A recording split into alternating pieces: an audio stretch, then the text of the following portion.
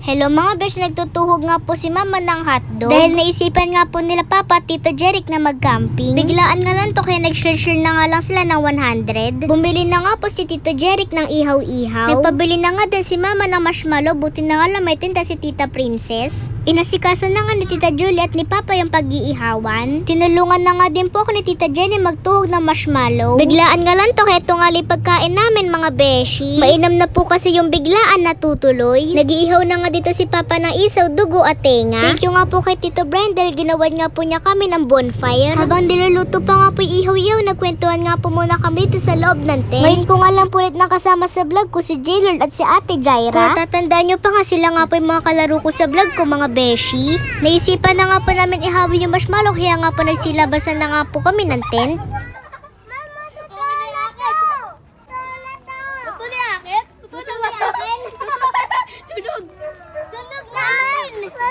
Kung gagawin nyo nga po ito mga beshi, kailangan nga po may kasama kayo mas nakakatanda sa atin. Dahil di nga po biro dito sa apoy mga beshi dahil mainit. Kung tatanungin nyo nga, dito nga lang po kami nagkaping sa gilid ng bahay namin. Pagkatapos nga po namin mag-ihaw ng marshmallow, kumuha na nga po si Tito Jeric ng dahon ng saging. Pininitan na nga din po niya sa apoy yan mga beshi. Minumustra na nga din ni Tita Julie kung paano gagawin sa dahon. Dito na nga lang po kami sa lapag kakain dahil di naman nga po kami maselan. At saka kami nga din po kakain dito mga beshi. Nilagay na nga po nila pagkain sa may dahon ng saging. Naamoy ko pa nga lang po inihaw, mukhang paparami na nga po ako ng kain. Nagdasal nga po muna kami bago kumain. Tara, kain po tayo mga beshi. Thank you po sa lahat ng blessings. At sa masarap po na pagkain. Ang sarap talaga kumain kapag marami kayo at kasama ang pamilya mo. Sana nga po araw-araw ganito. Tamang kwentuhan lang at tawanan lang kami dito. Panoodin nyo nga po kung gaano kami kalakas magsikain mga beshi. Tinatawag nga naman si Jenel pero ayaw niya kumain. Binigyan na nga lang po namin siya ng hotdog.